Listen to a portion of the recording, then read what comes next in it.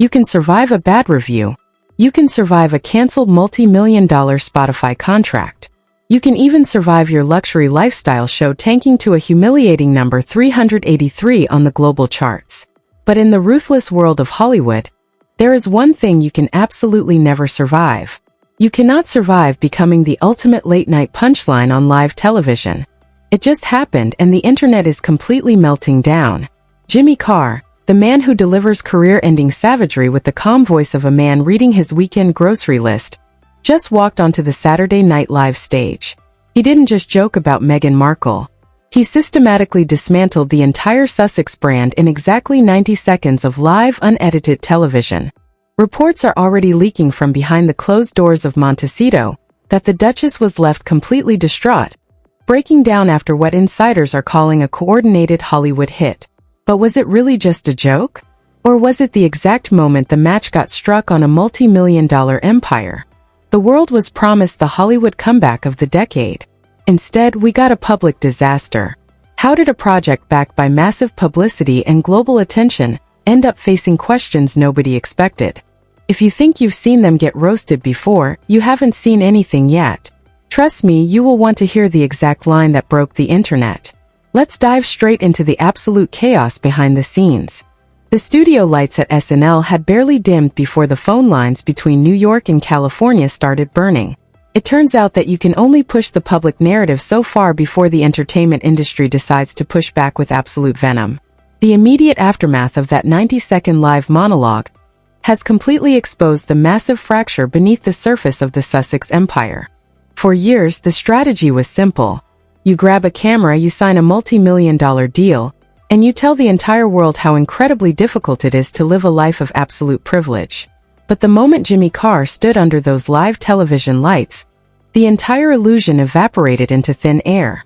He didn't use a megaphone or a dramatic soundtrack to make his point. He just used the cold, hard truth of how the public actually views the situation.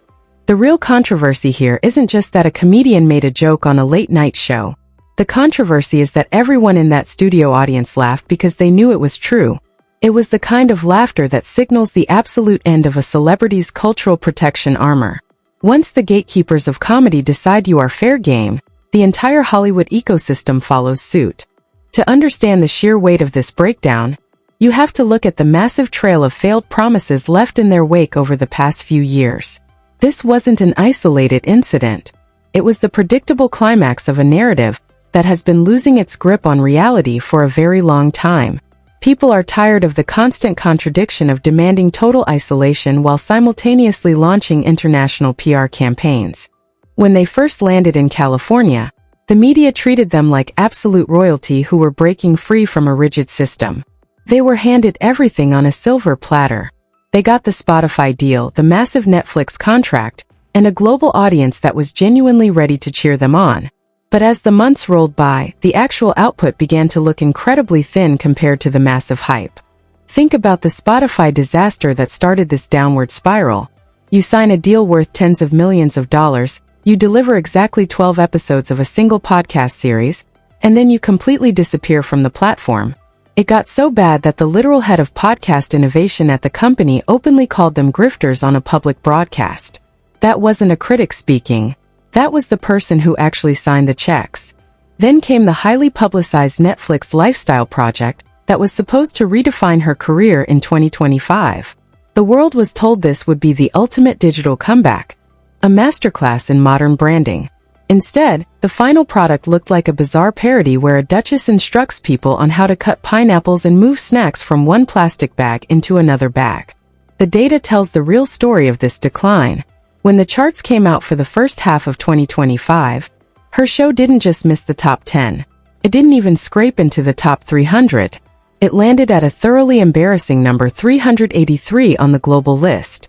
That means almost the entire audience watched the premiere week out of pure curiosity, and then completely abandoned the series.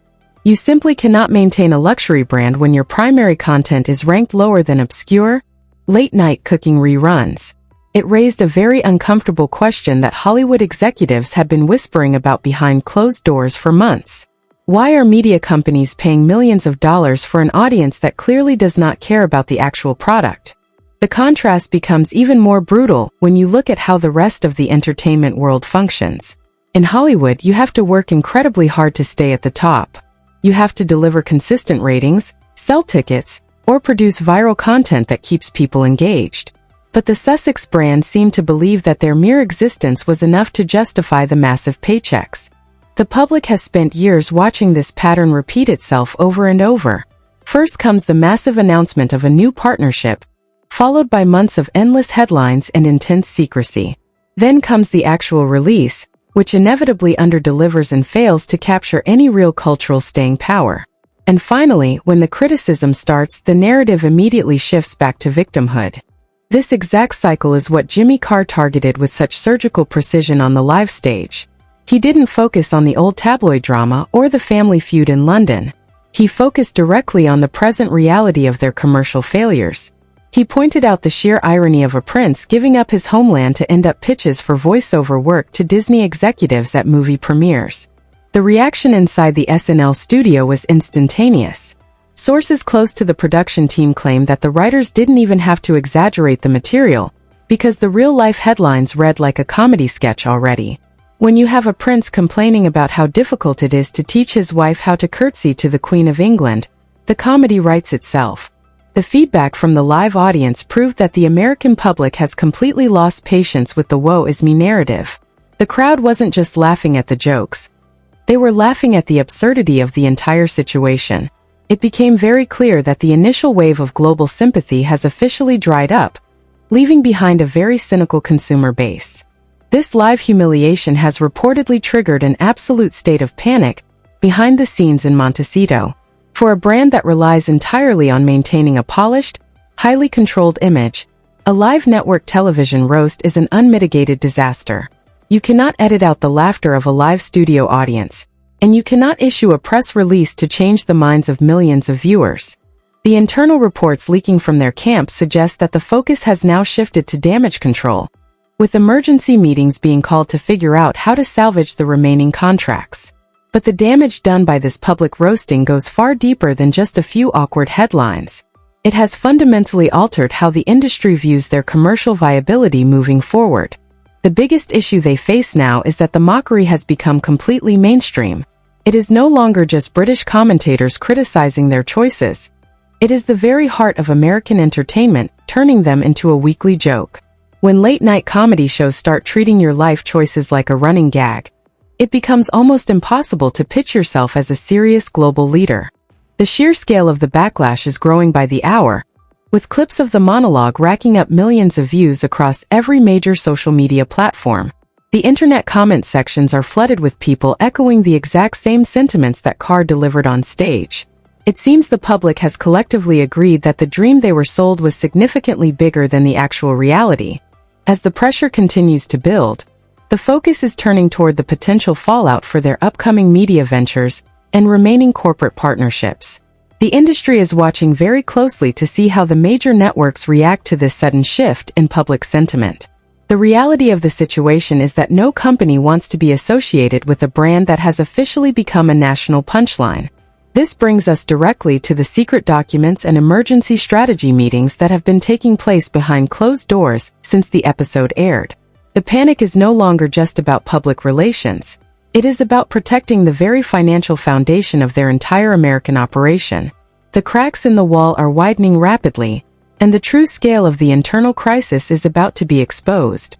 The panic inside the Montecito mansion has now reached an absolute fever pitch, according to several leaked high-level communications. The strategy meetings that used to be about securing new fashion deals and global charity galas have completely shifted toward immediate survival. Documents obtained from a high-profile Hollywood crisis management firm reveal that their legal team spent the entire night evaluating whether they could sue the network for character assassination. The leaked memos show that the internal circle is placing the blame entirely on a coordinated network campaign designed to devalue their media stock. According to these anonymous corporate sources, the couple believes that major studio executives are actively trying to tank their brand to get out of paying the remainder of their massive development contracts. The documents detail an environment of extreme paranoia where every single phone call and email is being heavily monitored for potential media leaks. While the lawyers scramble behind the scenes, the details of their internal spending habits are also beginning to leak out to the public. Reports from former accounting staff suggest that the luxury lifestyle they are projecting to the world is burning through cash at a completely unsustainable rate. The multi-million-dollar mansion requires hundreds of thousands of dollars a month just in security and maintenance costs alone. The financial data floating around Hollywood production circles indicates that the initial upfront payments from their massive streaming deals have already been heavily depleted. Most of those millions went straight into buying the estate, hiring top-tier international PR firms, and funding a lifestyle that mirrors the British royal family without any of the sovereign funding. They are essentially running a miniature royal court on a regular corporate salary that is rapidly drying up. To make matters worse, staff members who recently walked away from the household have started sharing quiet details about the working conditions inside the estate. These anonymous reports paint a picture of an incredibly tense and demanding environment where the primary focus is managing her public image. Employees claim that hours are spent analyzing social media comment sections and tracking Google search trends to see if her popularity is dipping. One leaked report from a former digital media assistant claims that she spent an entire working day trying to track down the IP addresses of anonymous critics who were leaving negative reviews on her lifestyle blog. The staff was allegedly told that any public criticism was part of a targeted smear campaign, rather than genuine feedback from real consumers. This refusal to accept the reality of public fatigue has created a massive disconnect between the couple and the actual market.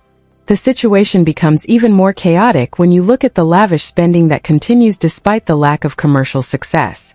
Sources claim that she recently authorized a massive budget for a private security team to sweep their entire property for hidden recording devices. They are reportedly convinced that rival media companies or hostile royal factions are actively trying to wiretap their private conversations to sell information to the global tabloids. This intense level of paranoia has completely stalled their actual production workflow, leaving major entertainment partners incredibly frustrated. Network executives are complaining that they cannot get a straight answer on when the next round of content will be ready for release. The couple refuses to step in front of a camera unless every single line, lighting angle, and background extra is personally vetted by her legal team.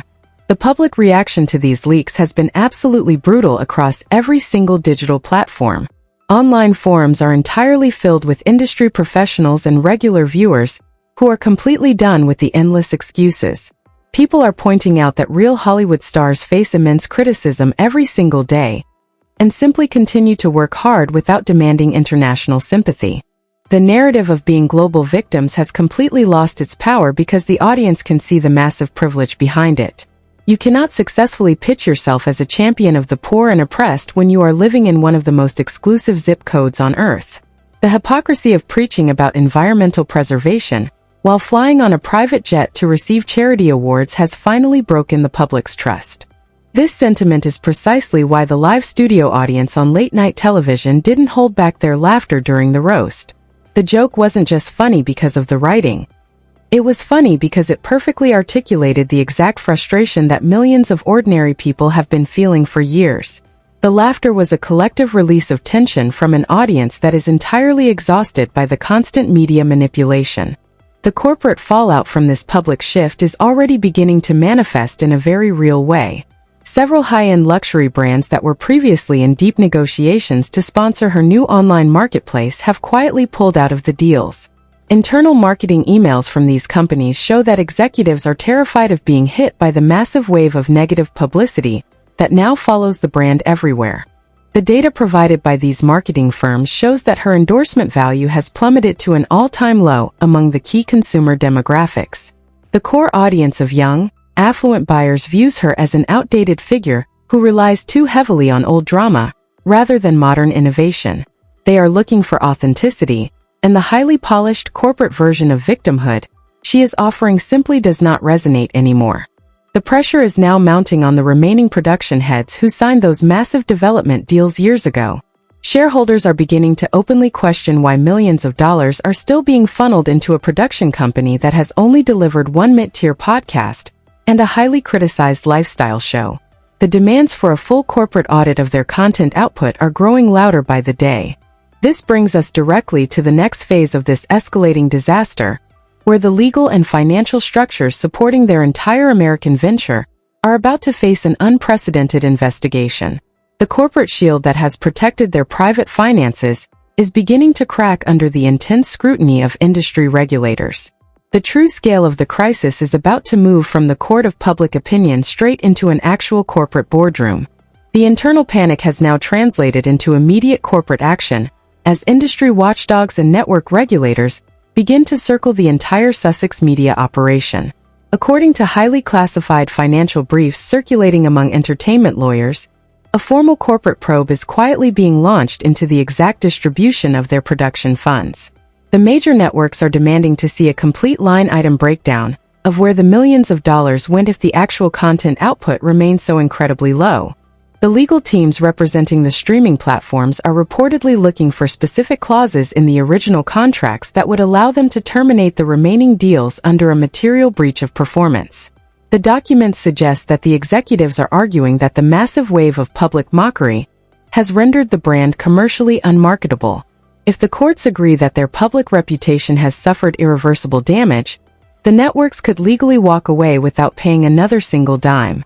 This legal crisis is happening at the worst possible time, as public backlash turns into absolute financial isolation. A group of high-ranking corporate shareholders has already filed a petition demanding that the entertainment conglomerates stop prioritizing celebrity deals over proven creative talent.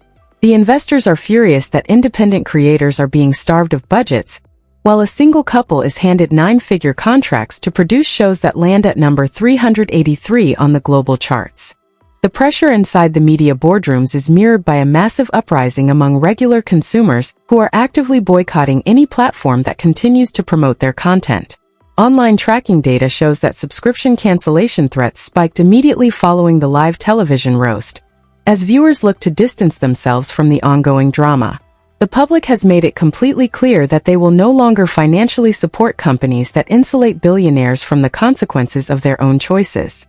To stabilize the situation, her inner circle has reportedly suggested a complete and total rebranding strategy that would involve retiring the luxury lifestyle image entirely. The leaked memos detail a desperate plan to pivot toward hard-hitting political commentary and social activism in a bid to regain a sense of serious cultural relevance. However, industry insiders are already mocking this proposal, pointing out that you cannot transition into serious politics when the entire world is still laughing at your pretzel-bagging videos. The hypothetical fallout from this escalating disaster could include the complete shutdown of their production company and the forced liquidation of their remaining media assets. Financial analysts estimate that if their current contracts are officially voided by the networks, the couple could face an immediate liquidity crisis within the next 12 months. They would be left holding a massive, expensive estate with absolutely no recurring corporate revenue stream to fund its astronomical upkeep. As the legal probes intensify, rumor has it that several prominent Hollywood figures who previously defended them in public are now quietly instructing their publicists to scrub any association from their social media profiles. The ultimate betrayal in Hollywood is not being criticized. It is being ignored by the people you thought were your closest allies. The room has gone completely quiet, and the calls that used to be answered on the first ring are now going straight to voicemail. The final blow to their global ambitions is the rumor that the organizers of upcoming international charity galas are quietly rescinding their invitations to avoid the inevitable media circus. The brands behind these events are terrified that any red carpet appearance will turn into a platform for protesters and comedians to highlight the ongoing corporate hypocrisy. The Sussex brand has officially transitioned from being a symbol of modern royalty to becoming a toxic corporate liability that no major institution wants to touch.